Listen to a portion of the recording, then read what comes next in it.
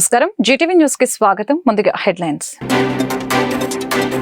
ఆడబిడ్డలపై అఘాయిత్యాలు చేసేవారిని వదిలిపెట్టేది లేదని హెచ్చరించిన ముఖ్యమంత్రి చంద్రబాబు. మాటలు కాదని చేతల్లో చూస్తారని హెచ్చరిక. విశాఖ కేంద్ర కారాగారాన్ని సందర్శించిన రాష్ట్ర హోంమంత్రి వంగలపూడి అనిత. గంజాయి కేసులో ఇరుక్కొని జైలు శిక్ష అనుభవిస్తున్న వారిపై పూర్తి స్థాయిలో అధ్యయనం చేస్తామని వెల్లడి. బెంగళూరు పర్యటన ముగించుకొని విజయవాడ చేరుకున్న మాజీ ముఖ్యమంత్రి జగన్. గన్నవరం ఎయిర్పోర్ట్ లో ఘన స్వాగతం పలికిన వైసీపీ శ్రేణులు. విశాఖ ప్రజల సమస్యల పరిష్కారానికి ఫోన్ నెంబర్ కేటాయించిన నగర పోలీస్ కమిషనర్ బాగ్చి. ప్రజలకు ఏ సమస్య వచ్చినా తనకు నేరుగా కాల్ చేయవచ్చన్న సిపి. ఆరులోవాలో ఘనంగా జరిగిన ఉపకా ట్రస్ట్ అధినేత టీడీపీ నాయకుడు కంచెల అచ్యుతరావు జన్మదిన వేడుకల్లో పాల్గొని ట్రస్ట్ ద్వారా వివిధ సేవా కార్యక్రమాలు చేపట్టిన జాతీయ జర్నలిస్టుల సంఘం కార్యదర్శి గంట్ల శ్రీనుబాబు, ట్రస్ట్ ప్రతినిధి సుధీర్. ఆడబిడ్డలపై అఘాయిత్యాలు చేస్తే వదిలిపెట్టేది లేదని రాష్ట్ర ముఖ్యమంత్రి చంద్రబాబు నాయుడు హెచ్చరించారు. ఒక కార్యక్రమంలో పాల్గొన్న ఆయన ఈ సందర్భంగా మాట్లాడారు. రాష్ట్రంలో అందరికీ హెచ్చరిస్తున్నాను, ఎవరైనా కానీ ఆడబిడ్డల జోలికి వచ్చి మదంతో ప్రవర్తిస్తే ఎంతటి వారినైనా వదిలిపెట్టను అని అన్నారు. మహిళల మీద అత్యాచారం, అఘాయిత్యాలు చేస్తే అదే వాడికి చివరి రోజు అవుతుందని హెచ్చరించారు. ఇది మాటలు చెప్పడం కాదని ఇక నుంచి యాక్షన్లు చూపిస్తామని తెలిపారు. నేను ఒకటే మీ అందరికి హామీ ఇస్తున్నా, రాష్ట్రంలో అందరికి కూడా హెచ్చరిక చేస్తున్నా. ఎవరైనా సరే ఆడబిడ్డల జోలుకొచ్చి మదాంధకారంతో గాని ఇచ్చలవిడిగా ప్రవర్తిస్తే ఎవరిని వదిలిపెట్టను. ఎవడైనా అత్యాచారం చేస్తే మాత్రం అదే వాళ్ళకు లాస్ట్ డే అవుతుంది, గుర్తుపెట్టుకోమని మరొక్కసారి హెచ్చరిస్తున్నా. గవర్నమెంట్ అంటే తమాషా ఆడద్దండి. ఏదో గవర్నమెంట్ అంటే బెదిరిస్తే బెదురుతుందని కాదు. యాంటీ సోషల్ ఎలిమెంట్స్ ఎవడైనా సరే నిర్మోహమాటంగా అణిచివేస్తా. మర్యాదగా ఇంతవరకు చెప్పా, ఎవరైనా కైపెక్కి లేకుంటే గంజాయి తినేసి తాగేసి లేకుంటే మద్యం తాగేసి ఇష్టానుసారంగా చేస్తే మాత్రం తీవ్ర పరిణామాలుంటాయి. మొన్నటి వరకు నేను ఎందుకంటే స్లోగా బిల్డప్ చేయాలి కాబట్టి బిల్డప్ చేస్తున్నా, కానీ ఈ రోజు చెప్తున్నా, ఒక ఆడబిడ్డ నా దగ్గరకు వచ్చి నాకు అన్యాయం జరిగిందంటే మాత్రం ఎవడిని వదిలిపెట్టనని మరొకసారి హెచ్చరిస్తున్నా. అది మీరు రేపటి నుంచి యాక్షన్ లో కూడా చూస్తారు. మీరు గంజాయి కేసులో అసలైన దోషులకి శిక్ష తప్పదని పూర్తిస్థాయి విచారణ జరిపి వారిపై చర్యలు తీసుకుంటామని రాష్ట్ర హోంమంత్రి వంగలపూడి అనిత హెచ్చరించారు. అమాయకులైన గిరిజనుల కేసుల్లో ఇరుక్కొని జైళ్లలో మగ్గుతున్నారని, అసలైన దోషులు తప్పించుకుని తిరుగుతున్నారని అన్నారు. ఈ వ్యవహారంపై పూర్తి స్థాయిలో అధ్యయనం చేసి తదుపరి చర్యలు తీసుకుంటామని పేర్కొన్నారు. మంగళవారం విశాఖపట్నం కేంద్ర కారాగారాన్ని ఆమె సందర్శించారు. అక్కడ పరిస్థితుల్ని గమనించారు. గంజాయి కేసుల్లో ఇరుక్కున్న రిమాండ్ ఖైదీలతో మాట్లాడారు. ఘటనకి సంబంధించిన వివరాలను అడిగి తెలుసుకున్నారు. ఈ క్రమంలో ముందుగా ప్రాణహిత బ్లాక్ లో ఏర్పాటు చేసిన ఎనీ టైమ్ క్లినిక్ ఏటీసీని ఆమె చేతుల మీదుగా ప్రారంభించారు. దీని ద్వారా ఖైదీలు ఆరోగ్య పరీక్షలకు బయటకు వెళ్లవలసిన పరిస్థితి తప్పుతుందని, 17 రకాల సేవలు అందుబాటులోకి రానున్నాయని సందర్భంగా ఆమె పేర్కొన్నారు.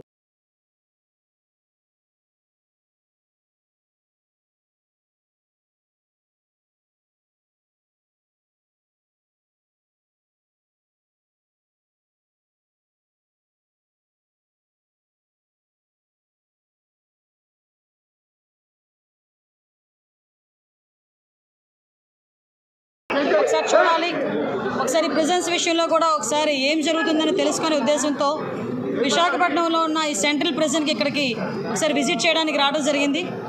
సెంట్రల్ ప్రిజన్కి ఇక్కడికి వచ్చిన తర్వాత మన సూపరింటెండెంట్ మన కిషోర్ గారు, అదేవిధంగా వెంకటేశ్వరరావు గారు, ఇంకా స్టాఫ్ మొత్తం ఇక్కడ నాకు స్వాగతం పలికి లోపలికి తీసుకెళ్ళి ఈచ్ అండ్ ఎవ్రీథింగ్ క్లియర్గా చూపించారు.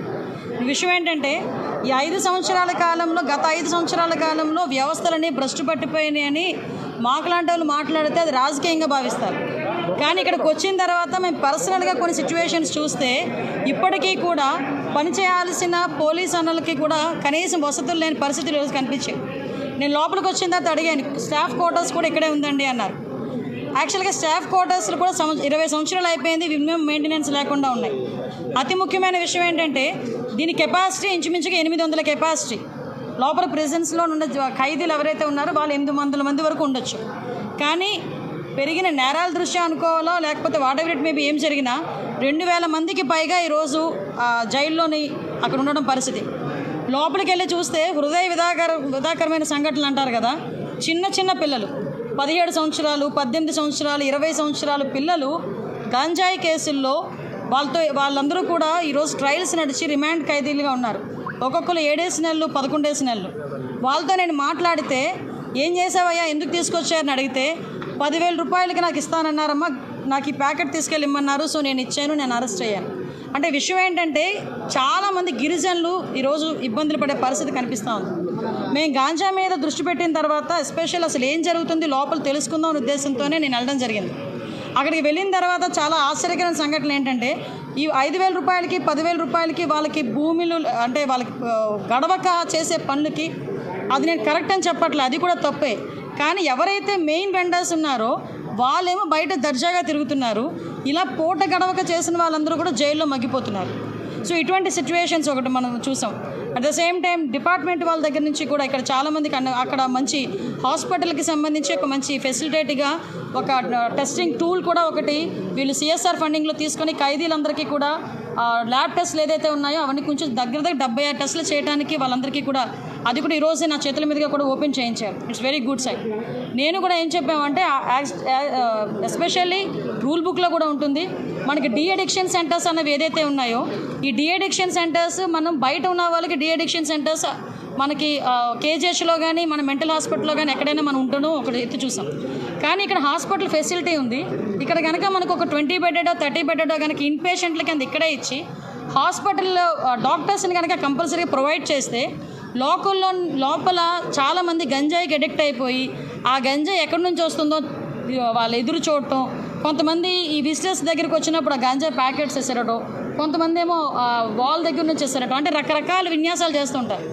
అలాంటివన్నీ అరికట్టాలి అనుకుంటే లోపలే ఒక అడిక్షన్ సెంటర్, అడిక్షన్ సెంటర్ అన్నది డెఫినెట్గా మనం ఒకటి రన్ చేసుకుంటే బాగుంటుందనే ప్రతిపాదన కూడా ఉంది. దీన్ని కూడా మనం ఒకసారి లీగల్గా అడ్వైస్ తీసుకొని అది ఎలా చేస్తే బాగుంటుందని దాని మీద కూడా ఒక దృష్టి పెట్టడం జరుగుతుంది. అది కూడా జరిగింది. ఎస్పెషల్లీ జైలు శాఖ సిబ్బంది కూడా చాలామంది వాళ్ళ తాలూకా ఇబ్బందులు కూడా చెప్పున్నారు. ఏదైతే రెగ్యులర్ పోలీస్ డిపార్ట్మెంట్తో ఈక్వల్గా మమ్మల్ని చూడాలి, రెగ్యులర్ పోలీస్ డిపార్ట్మెంట్ వాళ్ళకి ఇచ్చే ELs కూడా మాకు డెఫినెట్గా ఇవ్వాలి, వాళ్ళకి కూడా ఇంటర్ డిస్ట్రిక్ట్ ట్రాన్స్ఫర్స్ కాకుండా వాళ్ళ జోనల్ ట్రాన్స్ఫర్స్ కాకుండా స్టేట్ వైడ్ ట్రాన్స్ఫర్స్, అందులో కొంచెం మహిళా పోలీసులు కూడా చాలా ఇబ్బందులు పడే పరిస్థితి, ఇవన్నీ కూడా నా దృష్టికి తీసుకురావడం జరిగింది. కంపల్సరీగా వీటన్నిటి మీద కూడా సమీక్ష ఏర్పాటు చేసుకొని అఫీషియల్స్తోని అదేవిధంగా లీగల్ అడ్వైజర్స్తోని కూడా కూర్చొని అందరికీ కూడా ముఖ్యంగా పోలీస్ డిపార్ట్మెంట్ వాళ్ళందరికీ కూడా ఫ్రెండ్లీ పోలీసింగ్ కింద పోలీస్ వెల్ఫేర్ కింద డెఫినెట్గా వీళ్ళందరికీ కూడా మంచి జరగాలని, మంచి జరుగుతుందని కూడా నేను ఆశిస్తున్నాను. అదేవిధంగా వీళ్ళందరికీ కూడా ఫెసిలిటీస్ ఇప్పుడు ఏదైతే ఉన్నాయో చాలామందికి క్వార్టర్స్ కూడా నేను చూస్తూ ఉంటాను. పోలీస్ క్వార్టర్స్ కూడా శిథిలావస్థలో చాలామంది పోలీస్ క్వార్టర్స్ ఉన్నాయి. మొన్నే మీకు చెప్పాను, ఈవెన్ 5 సంవత్సరాలుగా వెహికల్స్ కొనలేదు, పోలీస్ వెహికల్స్ లేవు. ఈ రోజుకి కూడా పోలీస్ వెహికల్ ముందు వెళ్తుందంటే వెనకాల ఉన్న ముక్కులు మూసుకోవాలి, అంత నల్లని పొగ వచ్చే పరిస్థితులు కనిపిస్తున్నాయి. ఇంకొక విషయం, అలాంటి సిచ్యువేషన్స్ ఇక్కడ కనిపిస్తున్నాయి. ఇంకొకటి ఏంటంటే యాజ్ పర్ సుప్రీంకోర్టు లా ప్రకారం కూడా ఇక్కడ ఎవరైతే సత్ప్రవర్తనతో ఉన్నారో వాళ్ళకి కొంత వెసులుబాటు, మనకి క్షమాభిక్ష అనేది ఉండేది. ఈ 5 సంవత్సరాలు అది కూడా లేదు, లాస్ట్ 5 years. అంటే మ్యాక్సిమం సిస్టమ్ అంతటినీ కూడా అదేదో అంటారు కదా, రచ్చ చేసి వదిలేశారు. మాజీ ముఖ్యమంత్రి వైఎస్ఆర్ కాంగ్రెస్ పార్టీ అధ్యక్షులు వైఎస్ జగన్మోహన్ రెడ్డి బెంగళూరు పర్యటన ముగించుకొని గన్నవరం ఎయిర్పోర్టుకు చేరుకున్నారు. ఈ సందర్భంగా ఎయిర్పోర్టు బయట జగన్ కు స్వాగతం పలికేందుకు భారీ సంఖ్యలో వైసీపీ శ్రేణులు, అభిమానులు చేరుకుని జై జగన్ అంటూ నినదించారు. జగన్ వారందరినీ అభివాదం చేసి తాడేపల్లి వెళ్లారు.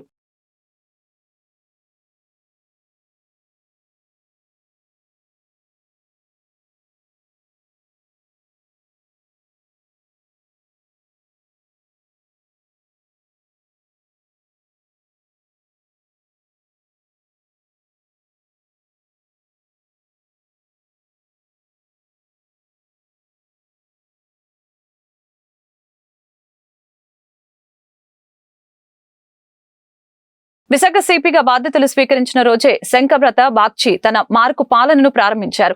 తాను బాధితులకి అండగా ఉంటానని 24/7 అందుబాటులో ఉంటానంటూ ఎవరికి ఏ కష్టం వచ్చినా వెంటనే 7995095799 ఫోన్ నెంబర్ కి సమాచారం ఇవ్వచ్చంటూ భరోసా ఇచ్చారు. ఈ నెంబర్ తమ వద్దే ఉంటుందని, మీటింగ్ లో ఉంటే ఆ సమయంలో స్పందించకపోయినా సమావేశం ముగిసిన తర్వాత మళ్లీ రిటర్న్ కాల్ చేస్తానంటూ నగరవాసులకు ధైర్యం కల్పించారు. ప్రజల సహకారంతోనే ఏదైనా సాధ్యమంటూ ఏదైనా సంఘటనకు సంబంధించిన బాధితులు, ప్రజలు తగిన ఆధారాల్ని, ఫిర్యాదుల్ని 7995095799 ఫోన్ నెంబర్ కు పంపించొచ్చంటూ విజ్ఞప్తి చేశారు.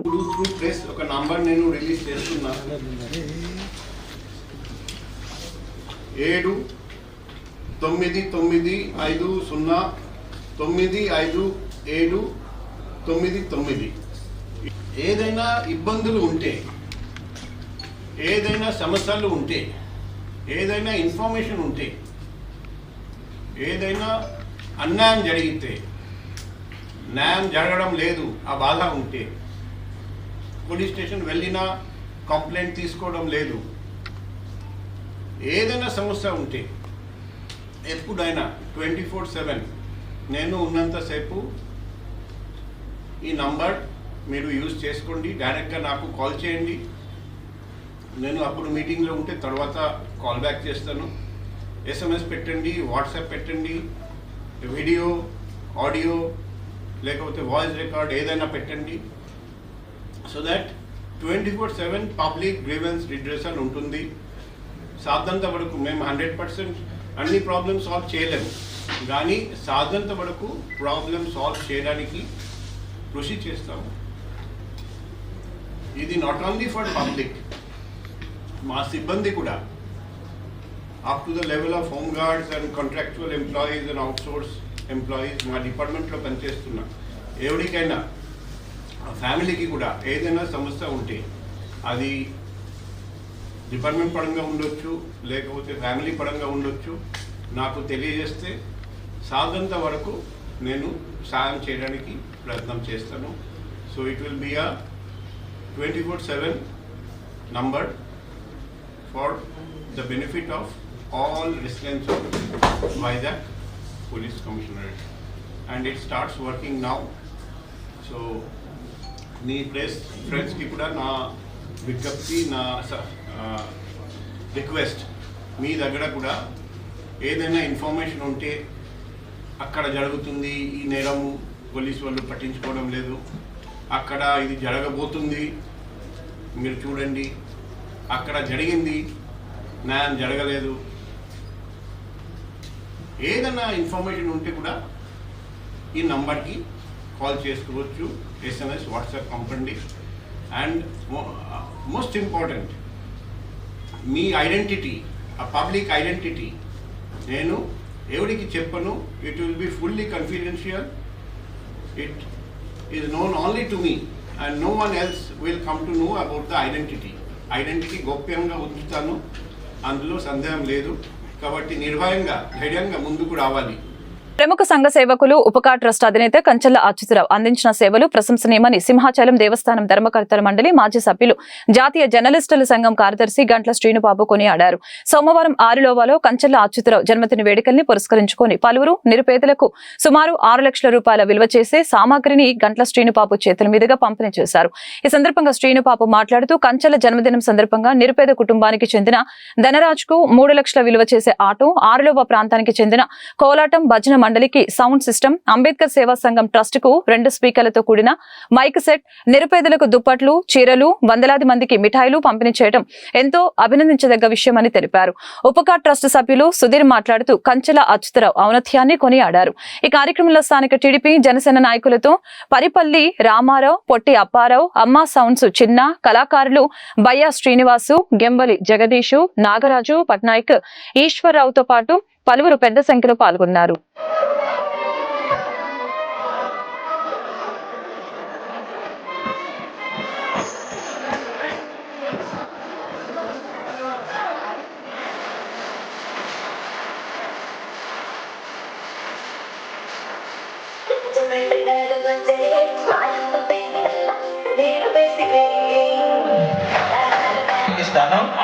ఈ బాల్యమాలంటే నీ పేరు అమ్మ, నీ పేరు వైద్యులు మాట్లాడు.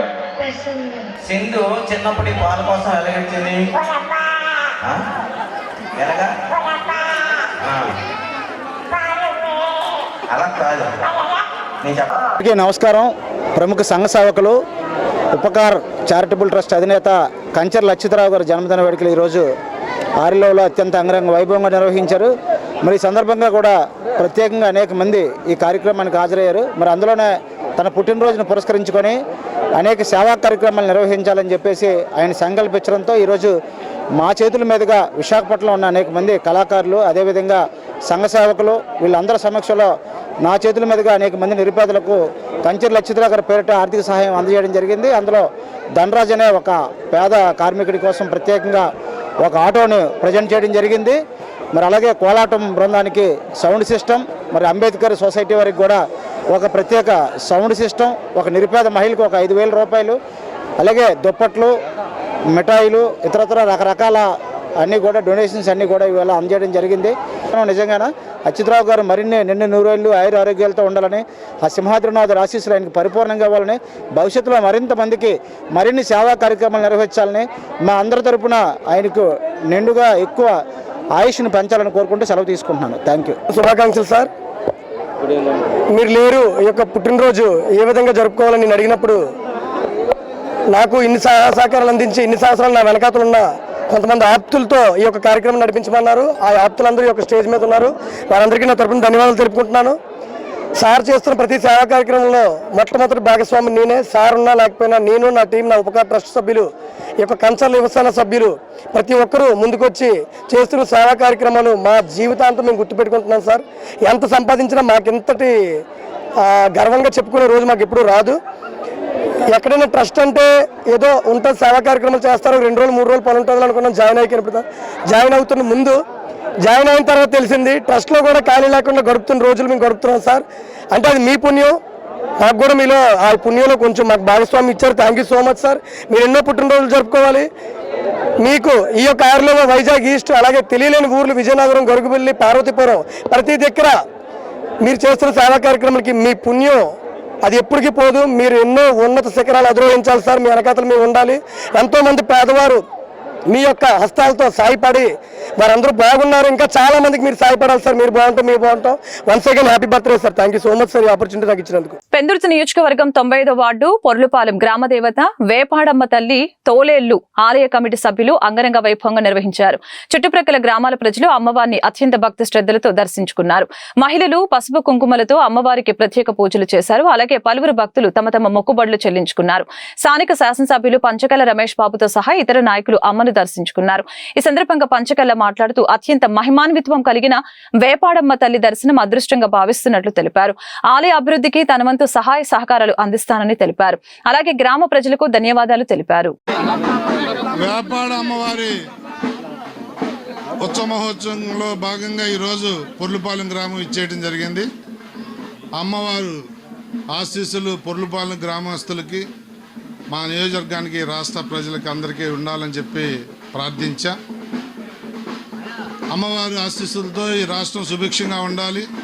కొత్తగా వచ్చిన ఈ మా ప్రభుత్వం ప్రజా అవసరాలు తీర్చే ప్రభుత్వంగా ముందుకెళ్తున్న విషయంలో భాగంగా ఆ అమ్మవారి ఆశీస్సులు రాష్ట్ర ప్రభుత్వానికి, ప్రజలకు ఉండాలని వేడుకోవడం జరిగింది. మరి మా స్థానిక నాయకులందరూ తెలుగుదేశం, జనసేన, బీజేపీ నాయకులు ఆహ్వానం మేరకు ఇక్కడికి రావడం జరిగింది.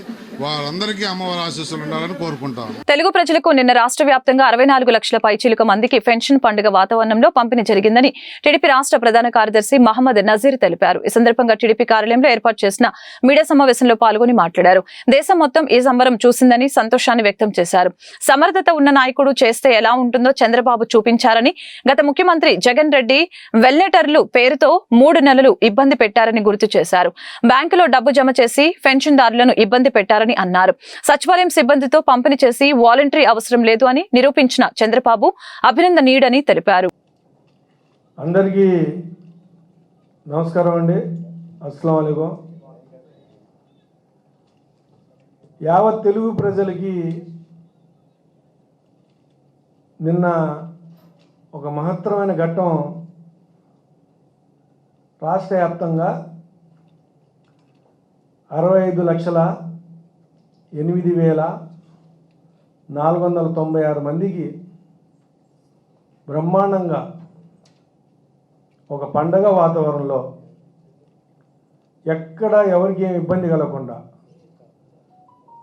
1వ తారీఖున, జూలై 1వ తారీఖున తెల్లారి 6 నుంచి సాయంత్రం వరకు కూటమి ప్రభుత్వం నారా చంద్రబాబు నాయుడు గారి నాయకత్వంలో ముఖ్యమంత్రిగా ఎంత బ్రహ్మాండంగా పెన్షన్లు పంచడం కార్యక్రమం జరిగిందో కేవలం ఈ తెలుగు రాష్ట్రాల్లోనే కాకుండా దేశంలో ప్రపంచంలో ఉన్న తెలుగోళ్ళు ప్రజలు అలాగే అందరు చూశారు. దీన్నే అంటాం ఒక సమర్థమైన నాయకత్వం అంటే ఏంటి. గతంలో ఉన్న అసమర్థ ప్రభుత్వం వైసీపీ ప్రభుత్వం, మాజీ ముఖ్యమంత్రి జగన్మోహన్ రెడ్డి ఏ విధంగా తన రాజకీయ అవసరాల కోసం సాక్షాత్తు అవ్వాతాతలు, ఒంటరి మహిళలు, వితంతులు, వికలాంగులు వాళ్ళని కూడా రాజకీయంగా వాడుకున్నాడు జగన్మోహన్ రెడ్డి. ఏ విధంగా మీ అందరికి బాగా తెలుసు. ఎలక్షన్ నోటిఫికేషన్ వచ్చిన తర్వాత ఏప్రిల్ మే నెలలో ఆపద్ధర్మ ముఖ్యమంత్రిగా ఉన్న జగన్మోహన్ రెడ్డి ఎలక్షన్ జరుగుతున్న తరుణంలో కూడా నారా చంద్రబాబు నాయుడు గారు పదే పదే చెప్తున్నారు. ఏమని? చాలా చక్కగా వాలంటీర్స్ని పెట్టి ఇళ్ళకాడ 1వ తారీఖునే పెన్షన్లు ఇవ్వచ్చు, ఎవరిని ఇబ్బంది పెట్టొద్దు, అవసరమైతే సచివాలయ సిబ్బంది కూడా వాడుకోండి అని అప్పటి ఆపద్ధర్మ ముఖ్యమంత్రికి తెలియపరచడం జరిగింది. చీఫ్ సెక్రటరీకి కూడా తెలియపరచడం జరిగింది, అప్పటి చీఫ్ సెక్రటరీ జవహర్ రెడ్డి గారు. కానీ వాళ్ళని కూడా తన రాజకీయ లబ్ధిని వాడుకోవడం కోసం ఏప్రిల్ మే నెలలో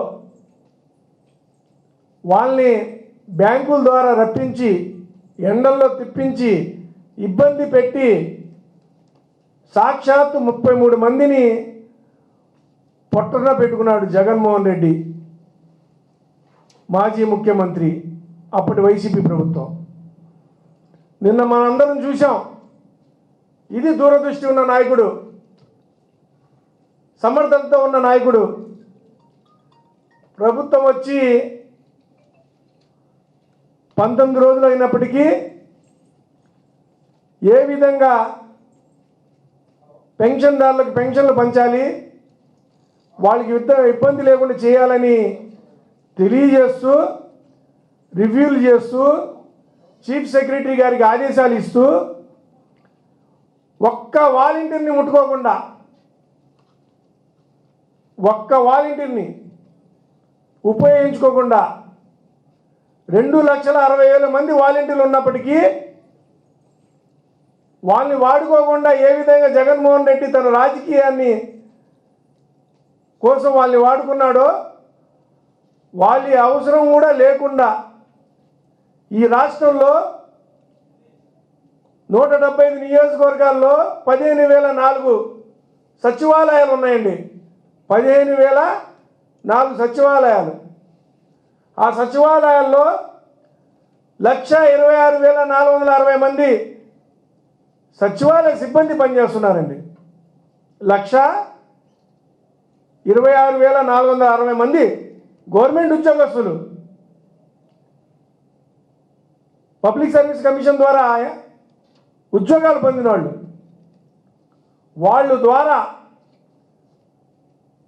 సాక్షాత్తు ఈ రాష్ట్ర ముఖ్యమంత్రి వర్యులు నారా చంద్రబాబు నాయుడు గారు మంగళగిరి నియోజకవర్గం పెనుమాక గ్రామంలో తెల్లారి 6 మొదలు పెడితే వారి చేతుల మీదుగా పెన్షన్ పంపిణీ కార్యక్రమం, అలాగే అక్కడ స్థానిక ఎమ్మెల్యే, ఈ రాష్ట్ర మంత్రి మా అన్న నారా లోకేష్ గారు, డిప్యూటీ సీఎం పిఠాపురంలో పవన్ కళ్యాణ్ గారు, రాష్ట్రంలో ఉన్న అందరు మంత్రులు, ఎమ్మెల్యేలు, అలాగే తెలుగుదేశం పార్టీ, జనసేన, బీజేపీ నాయకులు, కార్యకర్తలు సచివాలయ సిబ్బందిని తోడు పెట్టుకొని నిన్న దాదాపు తెల్లారి నుంచి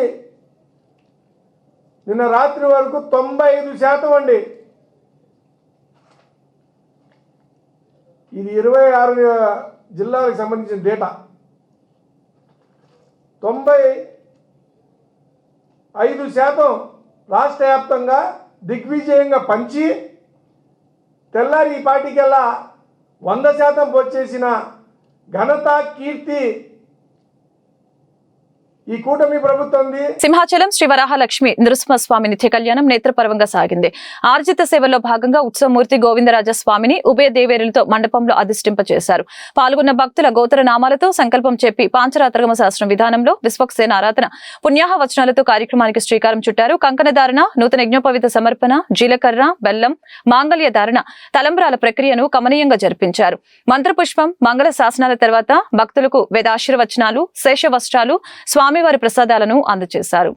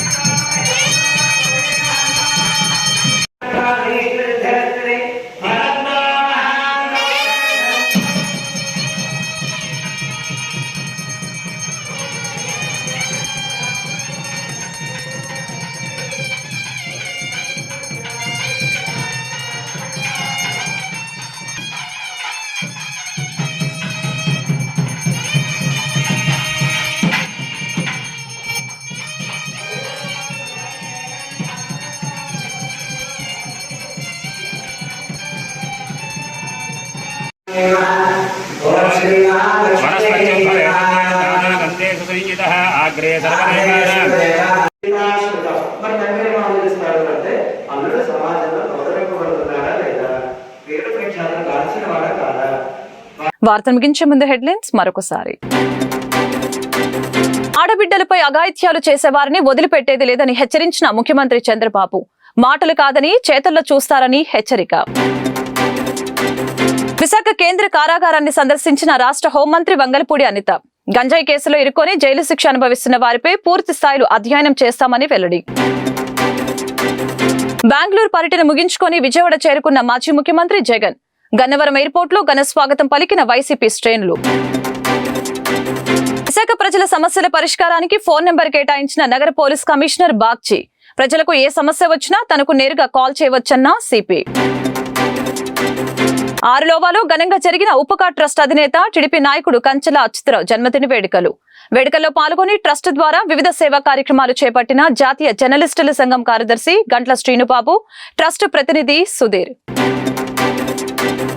వార్తలు ఇంతటితో సమాప్తం. మరొక బులెటిన్ లో మళ్ళీ కలుద్దాం. నమస్కారం.